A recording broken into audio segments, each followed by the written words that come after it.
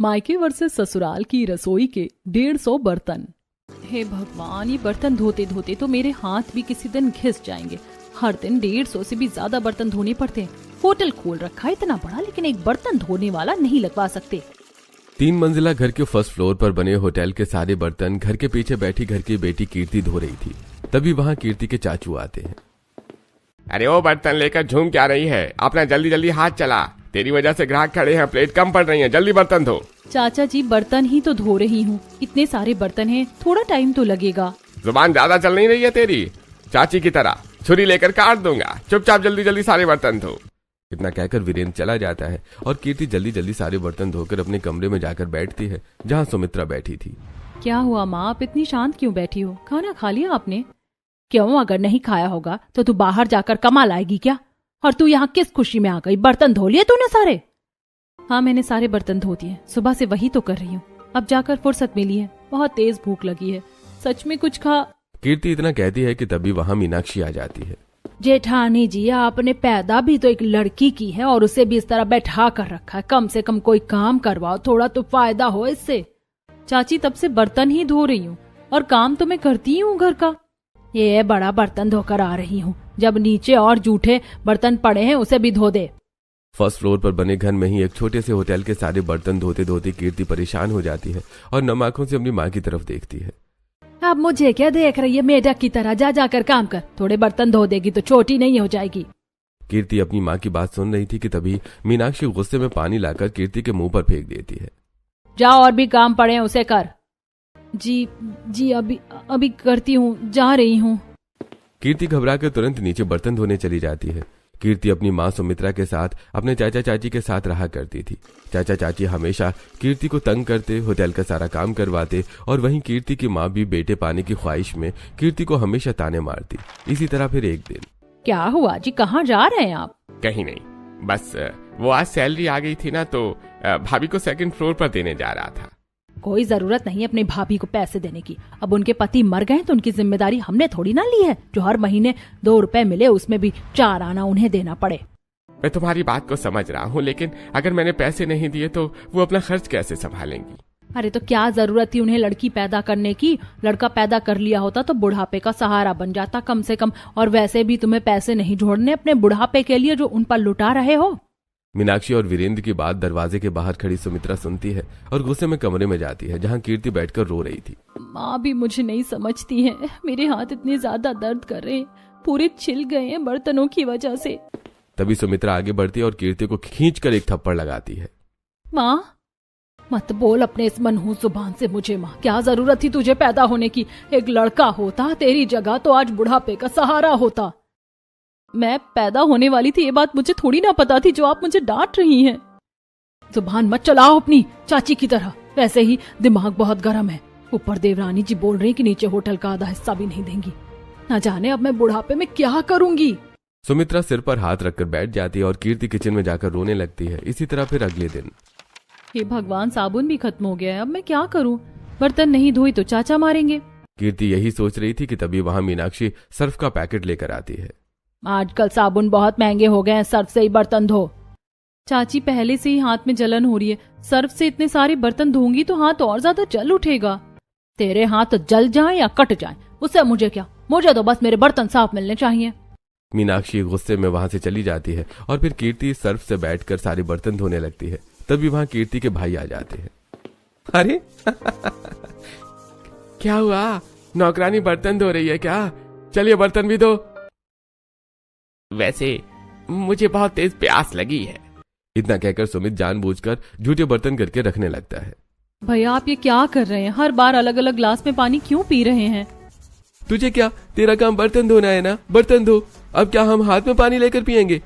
इस तरह भाई भी कीर्ति को परेशान करते हैं। अब इन सबके बीच जैसे तैसे कीर्ति सारे बर्तन धोती है और रोते हुए कमरे में जाती है। मेरा पूरा हाथ बर्तन धो धोकर जल गया है, जैसे मानो हाथों में रेखाएं नहीं है, रेखाओं में हाथ है। इतने खुरदुरे हो गए और वो ऊपर से इस हालत में फिर से कल काम करना पड़ेगा। मेरी माँ भी मुझे नहीं समझती। क्यों ही समझेगी? उन्हें तो बेटा चाहिए था ना, और मैं तो बेटी हूँ, मुझे क्यों ही समझेंगी? कीर्ति खुद रोकर खुद ही अपने आंसू पोंछ लेती है। अब इसी तरह दिन बीतते हैं और फिर एक दिन होटल चला रहे कुछ बावर्ची आपस में बातें कर रहे थे। अरे भाई, आज पहली बार होटल में इतने ग्राहक आए हैं, वरना दिन भर बैठकर मक्खी मारते रह जाते हैं। हाँ, और फिर आज हमारी पगार भी मिलने वाली है। कमाई इतनी अच्छी हुई है, मालिक पगार दे देंगे। हाँ, बस एक बार काम खत्म हो जाए, फिर शाम को मालिक से पगार लेकर ही घर जाएंगे। आपस में बातें करते हुए सभी हंसते हुए काम करते हैं और फिर शाम को। क्या हुआ, अब तक घर क्यों नहीं गए? खड़े खड़े मेरा मुंह क्या देख रहे हो? मालिक, आज हमारी सैलरी देने का दिन है, इसलिए पैसों का इंतजार कर रहे हैं। आज आप हमें पूरे महीने की पगार दे दीजिए। हे भगवान, अब इन तीनों को पगार भी देना पड़ेगा। मेरे तो सारे पैसे ऐसे ही लुट जाएंगे। वीरेंद्र जैसे ही पैसे देने जाता है तभी वहां मीनाक्षी आ जाती है। इतने पैसे देने की क्या जरूरत है? काम तो इन लोगों ने ठीक से किया नहीं है और पैसे लेने के टाइम पर मुंह उठाकर आ जाते हैं। रुको, मैं देती हूँ इन्हें पैसे। इतना कहकर मीनाक्षी वीरेंद्र के हाथों से पैसे ले लेती है और सभी को उनकी आधी अधूरी सैलरी देकर घर भेज देती है। पैसे बचाने के लिए ही तो मैं इस निकम्मी को घर में रखी हूँ। कम से कम बर्तन धोने वाले के तो पैसे बच जाते हैं और एक तुम हो पैसे उड़ाते रहते हो। अरे लेकिन क्या लेकिन? अगली बार से ना तुम सारे पैसे मुझे दे देना, मैंने काट कर इनके काम के हिसाब से दे दूंगी। इतना कहकर मीनाक्षी वहां से चली जाती है। वहीं घर जा रहे बावर्ची। अरे भैया, हमारे मालिक और मालकिन कितने ज्यादा कंजूस है। 2 रुपए बचाने के लिए हमारी कमाई खाने पर तुले रहते हैं। अरे इनका बस चले तो दूसरे के पैसे भी हड़प कर बैठ जाएं। पैसे बचाने के लिए तो होटल के मालकिन को ही नौकरानी बनाकर रख दिया है। अरे वही तो, जब घर का सारा बंटवारा होगा तो उसी के हिस्से में जाएगा ये होटल, और बेचारी खुद के ही होटल में नौकरानी बनकर जैसे बर्तन घिसती है दिन भर। कंजूस कहीं के, ये नहीं कि एक स्टाफ रख ले। अरे कैसे रखेंगे, हमारे पैसे तो इनकी जेब से निकलते नहीं है। नए स्टाफ को क्या खाक देंगे? स्टाफ से लेकर हर किसी को ये बात पता चल जाती है कि मीनाक्षी बहुत ज्यादा कंजूस थी। इसी तरह एक रात सभी लोग बैठकर आपस में बातें कर रहे थे। कुछ दूर पर अकेले कीर्ति 150 बर्तन धो रही थी। आज तो पैरों की भी जान निकल गई। बैठे बैठे पैर भी इतने दर्द करने लगे जैसे मानो अब टूट ही जाएंगे। ऊपर से मेरी माँ मुझे नहीं समझती, ऊपर से सोने उठने खाने का भी कोई अता पता नहीं है। अब तो मेरी जिंदगी एक नौकरानी की तरह हो गई है। रात को सो, सुबह उठकर इनकी रसोई संभालो। कीर्ति खुद से बड़बड़ाते हुए दिन भर काम करने की वजह से बैठे बैठे ही गहरी नींद में डूब जाती है और अपने सपनों की आलीशान दुनिया में खो जाती है। मैम, ये लीजिए आपके लिए ठंडी ठंडी कोल्ड कॉफी। और मैम, मैंने एसी ऑन कर दिया है, साथ ही आपके पैरों में नेल पेंट भी लगा दिया। और कुछ काम है क्या? नहीं, फिलहाल के लिए तो इतना ही ठीक है। वैसे मेरा सर बहुत दर्द कर रहा है, दबाना है तो जरा सा सर दबा दो। कीर्ति की बात सुनकर काजल कीर्ति का सर दबाने लगती है। बस दुनिया ऐसी ही हो, मुझे 150 बर्तन धोने ना पड़े, बस 150 बर्तनों में खाना खाने मिले और मैं आराम से अपनी जिंदगी। ठंडा पानी। कीर्ति अपने सपनों की दुनिया में खोई थी, तभी मीनाक्षी आकर ठंडा ठंडा पानी कीर्ति के ऊपर फेंक देती है। चाची, चाची आपने क्या और क्यों किया? क्यों किया और कभी तुझे बताती हूँ। इतना कहकर मीनाक्षी कीर्ति के बाल पकड़कर खींचने लगती है। माल लग रहा है, चाची छोड़ो। क्यों? जाना अपनी सपनों की दुनिया में खो गई। ज्यादा सपने देखने का शौक है ना? तेरे सपनों का कचूमर बनाकर पैरों तले कुचल दूंगी। नीचे इतने सारे काम पड़े, जल्दी जल्दी बर्तन धो। हाँ, धोती हूँ। कीर्ति कांपते हुए हाथों से दोबारा बर्तन धोने लगती है और अब धीरे धीरे उसके आंसू भी सूखने लगते हैं। फिर एक दिन इन्हें मुझे परेशान करने के लिए नए बहाने नहीं मिलते तो धूप में एक साबुन की टिकिया लेने के लिए भेज देते। हे भगवान, क्यों ही मुझे आपने इस पृथ्वी पर भेजा? अब तो कभी कभी मन करता है कि खुद की ही जान ले लूं। कीर्ति ये सोचते हुए आगे बढ़ रही थी कि तभी उसकी नजर एक बड़े मैदान पर लगी भीड़ पर जाती है। अरे, इतनी ज्यादा भीड़ कैसी है? चलकर देखती हूँ। यह सोचकर कीर्ति जैसे उस भीड़ के अंदर जाती है तो देखती है कि एक कार उल्टी हुई है और उसके अंदर एक औरत बेहोश पड़ी, जिसके सिर से लगातार खून बहता जा रहा था। लेकिन वहां मौजूद कोई भी उसकी मदद नहीं कर रहा था, बल्कि सब वीडियो बना रहे थे। हे भगवान, कैसा कलयुग आ गया है। लोग तो फॉलोअर्स के लिए किसी की जान जाते हुए देख सकते हैं, लेकिन मैं ऐसा नहीं होने दूंगी। ये सोचकर कीर्ति तुरंत उस औरत को कार से निकालती है और रिक्शे में बैठाकर हॉस्पिटल पहुंचाती है। डॉक्टर, प्लीज इनका चेकअप जल्दी से जल्दी कीजिए, इन्हें कुछ नहीं होना चाहिए। देखिए, हम जल्द ही इनका ऑपरेशन शुरू कर देते हैं। बस आप इस फॉर्म पर साइन कर दीजिए और इतना बता दीजिए कि आप पेमेंट कैश कीजिएगा या ऑनलाइन। देखिए, मेरा नाम कीर्ति है, मैं नहीं जानती वो कौन है। रास्ते में इन्हें बेहोश देखा तो अस्पताल ले आई। आप प्लीज इनके परिवार वालों को बुला लीजिए। क्या बात है, अनजान होने के बावजूद आप इनके लिए इतनी परेशान थी। ठीक है, आप चिंता मत कीजिए, मैं इनके घर वालों से कांटेक्ट कर लेता हूँ। डॉक्टर की बात सुनकर कीर्ति थोड़ा हिम्मत करती है और वापस घर लौटती है। क्यों रे कल मुही, कहाँ भटक रही थी तू बाहर? नहीं चाची, वो दरअसल एक औरत रास्ते में बेहोश पड़ी थी, बहुत खून बह रहा था, तो बस उनकी मदद करने में थोड़ा वक्त लग गया। आई बड़ी मदद करने वाली, जा जाकर रसोई संभाल और होटल के बर्तन भी धो देना। मीनाक्षी की बात सुनकर कीर्ति किचन में बर्तन धोने लगती है। सुबह शाम होटल के बर्तन घिसते घिसते मेरे नाखून भी घिस गए। आजकल की लड़कियों के नाखून कितने अच्छे होते हैं, और एक मैं हूँ, मेरे असली नाखून ही नहीं बचे हैं, उसके बावजूद बस बर्तन धो। खुद से बड़बड़ाते हुए कीर्ति हमेशा की तरह बर्तन धो रही थी, तो वहीं दूसरी तरफ हॉस्पिटल में। क्या हुआ डॉक्टर, मेरी माँ ठीक तो है ना? उन्हें कुछ हुआ तो नहीं? नहीं, उनका ऑपरेशन बहुत अच्छी तरह से हो गया है और अब उन्हें थोड़ी देर में होश भी आ जाएगा। वो तो भला उस लड़की का जिसने आपकी माँ को सही समय पर अस्पताल पहुंचा दिया, वरना अगर ज्यादा खून लॉस हो जाता तो कुछ भी हो सकता था। क्या एक लड़की ने मेरी माँ की जान बचाई थी? तो क्या आपको बताया डॉक्टर वो लड़की कौन है? मैं उससे मिलना चाहता हूँ। उसने मेरी माँ की जान ही नहीं बल्कि मेरी पूरी दुनिया बचाई है। उन्होंने मुझे एड्रेस या फिर अपना नंबर, फोन नंबर नहीं दिया है, बस अपना नाम बताया था, कीर्ति। इतना कहकर डॉक्टर चला जाता है और वैभव सोच में पड़ जाता है। जिसने मेरी माँ की जान बचाई है उसे तो मैं पाताल लोक से भी ढूंढ निकालूंगा, मैं उससे एक बार जरूर मिलूंगा। वैभव खुद में ही एक फैसला लेता है और कीर्ति की खोज शुरू कर देता है। अब इस तरह दिन बीतते हैं और कुछ दिनों में वैभव की माँ भी ठीक हो जाती है और फिर वैभव अपनी माँ को सारी सच्चाई बताता है। बेटा, मैं बस एक बार उस लड़की से मिलना चाहती हूँ, क्या तुझे उस लड़की के बारे में पता है? माँ, अब तक मैं उससे नहीं मिल पाया, आपको कैसे मिलवाऊंगा? और मुझे उसके नाम के सिवा कुछ और पता भी नहीं है। ठीक है बेटा, लेकिन अगर कहीं भी तुझे वो लड़की मिले तो एक बार उसे मुझसे जरूर मिलवाना। जब उसने मेरी जान बचाई थी तो मैं थोड़ा होश में थी। मैंने देखा किस तरह उसने सबके खिलाफ सबसे अलग जाकर अपनी जान पर खेलकर मेरी जान बचाई थी। ठीक है माँ, मैं उसे ढूंढने की पूरी कोशिश करूंगा। इतना कहकर वैभव कीर्ति की खोज शुरू कर देता है। वहीं कीर्ति के घर पर वीरेंद्र उसके चाचा फोन पर बात कर रहे थे। वीरेंद्र, अगर तेरी नजर में कोई बर्तन धोने वाली हो तो जरा मुझे खबर करना। ये मेरे दोस्त का कैफे है ना, वहाँ स्टाफ ने छुट्टी ले ली है।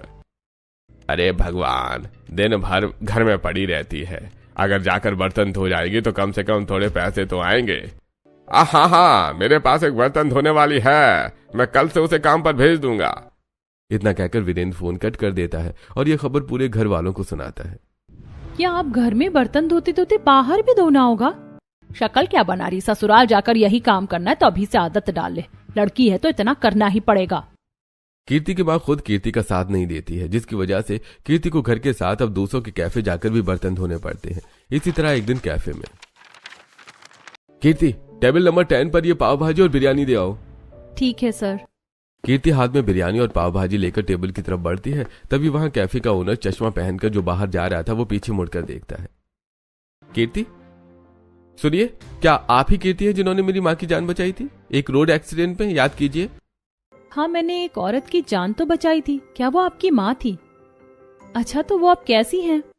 अरे आपकी वजह से वो अभी सही सलामत है। थैंक यू सो मच जो आपने मेरी माँ की इतनी कदर की।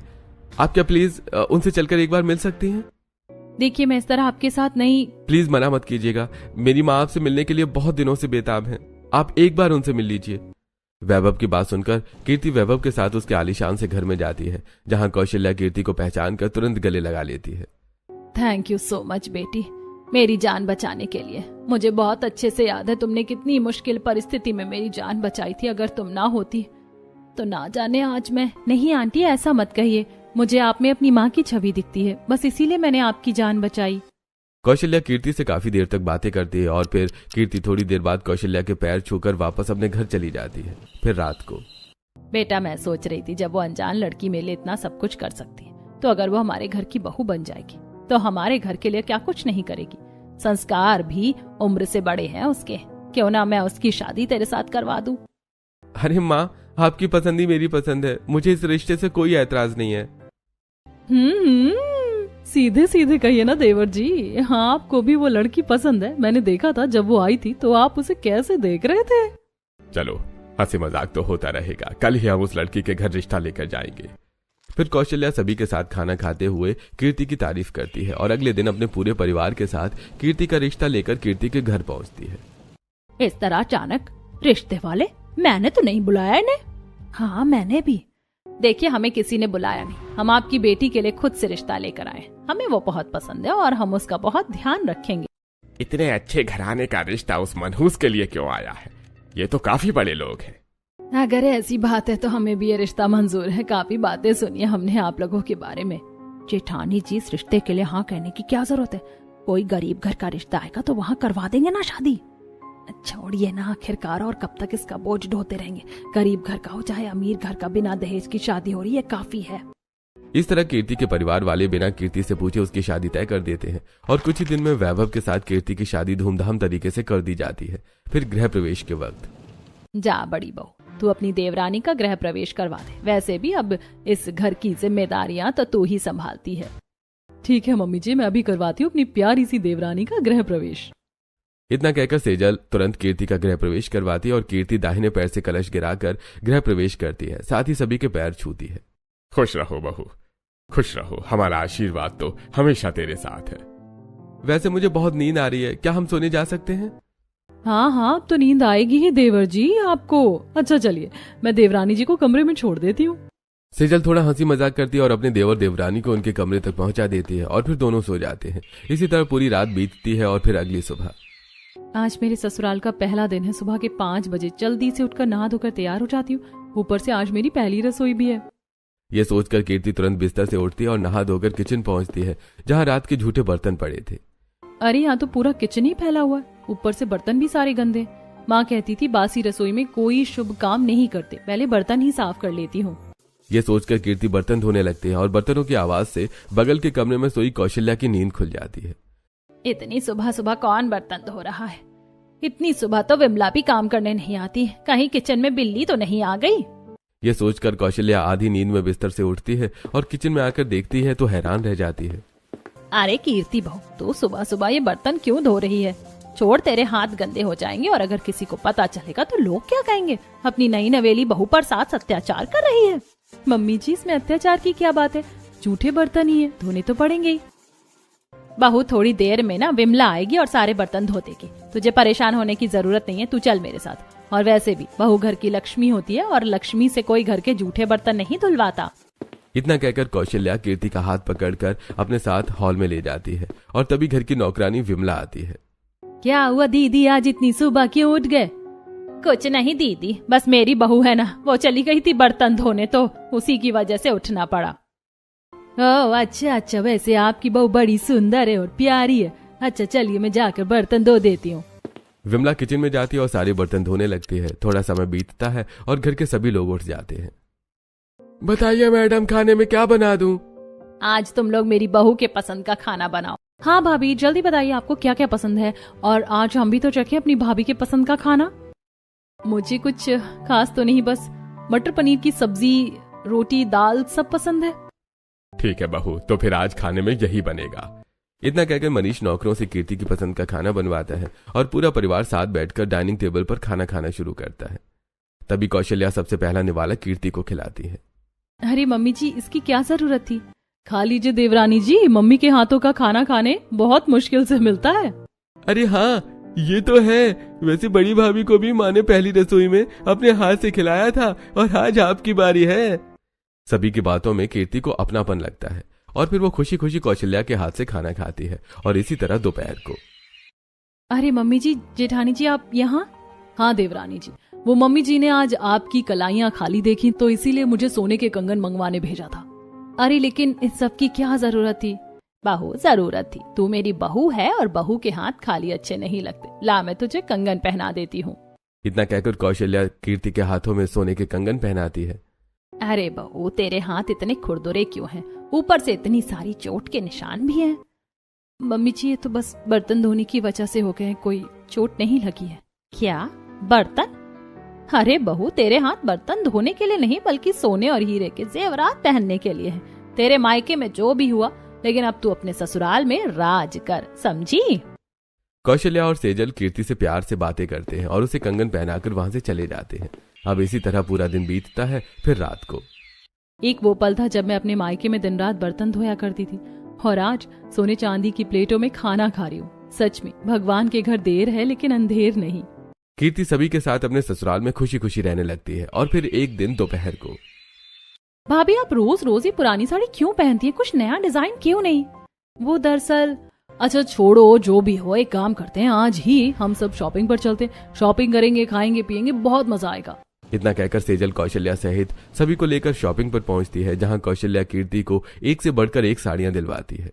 आप पैसों की चिंता मत कीजिए, बस कपड़े दिखाई, मेरी बहू जिस पर हाथ रख देगी मैं उसे वही दिला दूंगी। लोग गलत ही कहते हैं सास चुड़ैल होती है, बल्कि मेरी सास तो मेरी माँ से भी ज्यादा अच्छी है। कहाँ मैं मायके में फटे पुराने दूसरों के दिए हुए कपड़े पहनती थी और आज लाखों की शॉपिंग कर रही हूँ। क्या हुआ भाभी, कहाँ खो गई? वैसे ये देखिए, ये वाली साड़ी कितनी अच्छी लग रही है। हाँ देवरानी जी, ये आप पर बहुत अच्छी लगेगी, सिर्फ 20,000 रुपए की है, हम इसे ले लेते हैं। इस तरह सेजल सहित सभी लोग कीर्ति को अच्छी तरह से शॉपिंग करवाते हैं और फिर देर रात बाहर डिनर करके सभी वापस घर लौटते हैं। फिर अगली सुबह, ये लीजिए मैम, आप सबके लिए आम। हाँ यहीं रख दो। क्या आम? मम्मी जी इतने सारे आम, मुझे आम बहुत पसंद है। कीर्ति सारा नाश्ता छोड़कर सबसे पहले बड़े चाव से आम खाती है। अरे अरे बस करो, अब गुठली भी खाओगे क्या? वैसे तुम्हें इतना ज्यादा आम पसंद है क्या? एक तुम्हारी जेठानी है जिसे आम नहीं पसंद है, और एक तुम आम की दीवानी हो। मुझे बचपन से ही आम बहुत पसंद है, आमों को देखकर मैं खुद को रोक नहीं पाती। By the way sorry. अरे नहीं बहू, सॉरी क्यों, सबकी अपनी पसंद होती है। अब तुझे पहले आम खाना है या नाश्ता करना है वो तेरा डिसीजन है। चलो अब सब नाश्ता शुरू करो। कौशल्या की बात सुनकर कीर्ति बहुत खुश होती है और सभी नाश्ता करते हैं। फिर शाम को, जा कीर्ति बहू जरा गेट खोल दे, तेरे ससुर जी आए होंगे। जी ठीक है। फिर इतना कहकर कीर्ति तुरंत दरवाजा खोलती है तो वो हैरान रह जाती है, क्योंकि मनीष अपने हाथ में 2-2 थैलियां लेकर खड़ा था। पापा जी इन थैलियों में क्या है? आप इतनी दूर से ही अपने हाथों में लेकर क्यों आ रहे हैं? अरे इन थैलियों में मेरी बहू की खुशियां हैं। क्या मतलब आपका? अरे मेरा मतलब है इनमें तेरे फेवरेट आम है। तुझे आम बहुत पसंद है ना, इसलिए मैं तेरे लिए बाजार से आम लेकर आया हूँ बहू। ये सुनकर कीर्ति बहुत ज्यादा खुश हो जाती है और तभी कौशल्या अपने हाथों से आम काटकर कीर्ति को खिलाती है। मायके में मुझे बर्तन धोने से फुर्सत नहीं मिलती थी और आज मम्मी जी के हाथ से आम खा रही हूँ। क्या हुआ बहू, कहाँ खो गई? मम्मी जी भगवान करे आप जैसी सास और ऐसा ससुराल सबको मिले। इतना कहकर कीर्ति कौशल्या को गले लगा लेती है। अब इसी तरह दिन बीतते हैं और फिर एक दिन रात को, तू बर्तन धोएगी या मैं तुझे धो दूं कपड़ों की तरह? नहीं चाची, मैं अभी बर्तन धो रही हूँ। कीर्ति घबराकर जल्दी जल्दी सारे बर्तन धोने लगती है, जिसकी वजह से उसके हाथों से खून भी निकलने लगता है। खून नहीं, मुझे खून से बहुत डर लगता है। तेरे गंदे खून की वजह से सारे बर्तन फिर से गंदे हो गए। अब इन सारे बर्तनों को फिर से धो और तुझे खून से डर लगता है। रुक, तेरा डर अभी निकालती हूँ। नहीं चाची नहीं, छोड़ो चाची प्लीज। मीनाक्षी कीर्ति के ऊपर खौलता हुआ पानी फेंकती है और तभी कीर्ति चीखकर बिस्तर से उठती है। क्या हुआ कीर्ति, तुम ठीक तो हो? सुबह सुबह कोई बुरा सपना देख लिया क्या? आओ बैठो मेरे पास। क्या मतलब वो एक सपना था? अब तो चाची मेरे सपने में भी आकर मुझसे बर्तन धुलवा रही हैं। तभी वैभव कीर्ति को बिस्तर पर बिठाता है और उसका हाथ लेकर कहता है, अरे कीर्ति सच में तुम मेरे लिए बहुत ज्यादा लकी हो। मैं तुमसे बहुत प्यार करता हूँ। I really love you. मैं भी आपसे बहुत प्यार करती हूँ। आपकी वजह से ही मुझे खुश रहने और अपनी जिंदगी खुलकर जीने की आजादी मिली है। मैं तुम्हारे लिए क्या लाया हूँ, एक बार अपनी आंखें बंद करो। कीर्ति अपने डरावने सपनों को भूल जाती है और आंखें बंद करती है। तभी वैभव कीर्ति को डायमंड की रिंग पहनाता है, साथ ही हाथ में एक प्यारा सा ब्रेसलेट। क्या ये सब कुछ मेरे लिए है? अरे अब तुम ही मेरी पत्नी हो तो तुम्हारे लिए ही होगा ना। Thank you so much. लेकिन सच कहूँ, तुम मेरे लिए तुम्हारा प्यार इम्पोर्टेंट है, ये महंगे गिफ्ट्स नहीं। इस तरह कीर्ति और वैभव के बीच भी प्यार बढ़ने लगता है। दोनों एक दूसरे के साथ समय बिताते हैं और कीर्ति अपने मायके के ट्रॉमा से बाहर निकलकर ससुराल की खुशियों में खुश रहने लगती है। फिर एक दिन, मम्मी जी ये तैयारी किस चीज की हो रही है और ये बैग किसके है? वो तेरी माँ ने तुझे मायके बुलाया है। क्या इस तरह अचानक? अरे नहीं परेशान मत होइए देवरानी जी, हमें तो कल से ही पता था। वो हमने सोचा कि हम आपको सरप्राइज देंगे इसीलिए। अच्छा चलिए अब आप तैयार हो जाइए, देवर जी आपको आपके मायके छोड़ आएंगे। सभी की बातें सुनकर कीर्ति थोड़ा परेशान होकर कमरे में आती है और तैयार होने लगती है।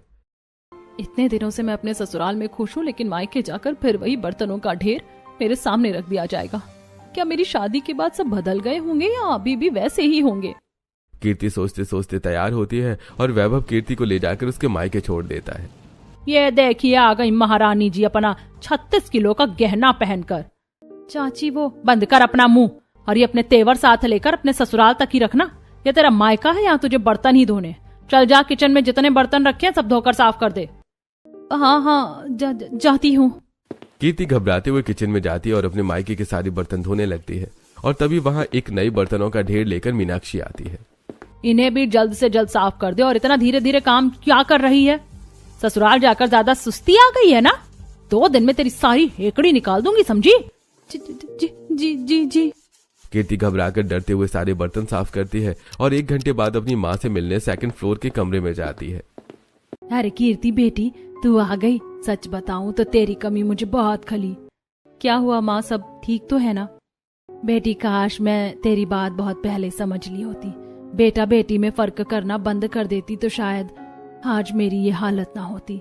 मैंने तो पहले ही आपको कहा था, लेकिन आपने मेरी सुनी कहाँ। वैसे अब क्या हुआ जिसकी वजह से आपकी आंखें खुल गई? तेरी चाची है ना, उनके बड़े बेटे ने एक लड़की के साथ भागकर सारे जेवरात लेकर उन्हें छोड़ दिया। सच कहूँ बेटी, तो मुझे ऐसा लगा बेटा हो या बेटी, होते दोनों बराबर ही हैं। काश माँ आपने ये बात पहले समझ ली होती तो शायद आज हम दोनों को इतना सब कुछ सहन ना करना पड़ता। खैर, अब बहुत देर हो चुकी है। इसी तरह कीर्ति अपने मायके में तो रहती है, लेकिन मायके का प्यार नहीं पाती और अपनी माँ से नाराज रहती है। लगातार बिना किसी से कुछ कहे वही दर्द सहती है और दिन रात बर्तन धोती है। फिर कुछ दिनों बाद उसके लौटने का वक्त आ जाता है और उसके ससुराल वाले उसे लेने आते हैं। अरे आप लोग इस तरह बैठे क्यों हैं? चाय तो पीजिए कम से कम। जी ये सब तो होता रहेगा। आज पहले हमारी बहू को तो बुलाइए। इतने दिन हो गए हैं, उसके बिना तो हमारा घर भी अब सूना सूना लगने लगा है। हाँ, क्यों नहीं, अभी बुलाता हूँ। तुरंत वीरेंद्र कीर्ति को बुलाता है। कीर्ति साड़ी पहने सजी धजी आकर सोफे पर बैठती है। अरे कितने दिन हो गए थे हमारी बहू को देखे, अब जाकर सांस में सांस आई है। सच में कीर्ति, तुम्हारे बिना तो पूरा घर सूना सूना हो गया था। हाँ, अब देवरानी जी के बिना देवर जी का दिल कैसे लगेगा? सभी हंसी मजाक करते हुए आपस में बातें करते हैं। तभी मीनाक्षी इशारे से कीर्ति को किचन में बुलाती है। अपने ससुराल वालों के सामने ज्यादा महान बनने की जरूरत नहीं है। शांति से यहाँ जितने बर्तन रखे धोकर ही जाना, समझी? मीनाक्षी की बात सुनकर कीर्ति बर्तन धोने लगती है। तभी वहाँ नाश्ते की प्लेट रखने कौशल्या आती है। बहू, तू यहाँ बर्तन क्यों धो रही है? वो दरअसल। रहने दे, सब समझ आ गया है मुझे।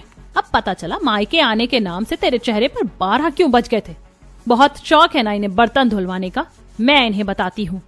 इतना कहकर कौशल्या गुस्से में कीर्ति को हटाकर खुद ही बर्तन धोने लगती है, जिसे देखकर पूरा परिवार किचन में इकट्ठा हो जाता है। अरे समधन जी, आप ये क्या कर रही हैं? दीजिए, मैं कर देती हूँ। कोई जरूरत नहीं है इसकी। जो माँ अपनी बेटी के लिए खड़ी ना हो सकी, वो मेरी मदद क्या करेगी? आपको ये नाटक करने की जरूरत नहीं है। अगर पैसे बचाने के लिए हम इससे बर्तन धुलवा भी लेते हैं तो उससे आपको क्या, क्योंकि अब ये हमारे घर की बहू है और पैसे बचाने के चक्कर में क्या आप इसकी जान ले लेंगे? हाथों की हालत देखिए आपने इसकी। देखिए, आप मेरे घर में खड़े होकर मुझसे बदतमीजी से बातें नहीं कर सकती। आपकी औकात क्या है? बस बहुत हो गया चाची। मैं आज तक अपनी बेइज्जती तो सहन कर ली, लेकिन अब मेरी सास की नहीं, मेरे ससुराल वालों की इज्जत नहीं, वहां मैं नहीं। चलिए मम्मी जी। कीर्ति पहली बार खुद के लिए स्टैंड लेती है और अपनी सास का हाथ पकड़कर घर से बाहर जाने लगती है और तभी पीछे मुड़कर अपनी माँ को देखती है। काश माँ आपने भी मेरी सास की तरह अपना फर्ज निभाया होता तो आज हालात कुछ और ही होते। कीर्ति अपने ससुराल वालों के साथ हमेशा के लिए बर्तनों से पीछा छुड़ाकर चली जाती है। काश मैंने अपनी बेटी के लिए स्टैंड लिया होता। वैसे कीर्ति इतनी भी बुरी नहीं थी, शायद मैंने ही उस पर कुछ ज्यादा ही जुल्म कर दिया। कीर्ति के जाने का एहसास सभी को थोड़ा होने लगता है। वहीं कीर्ति अपने ससुराल में खुशी खुशी रहने लगती है।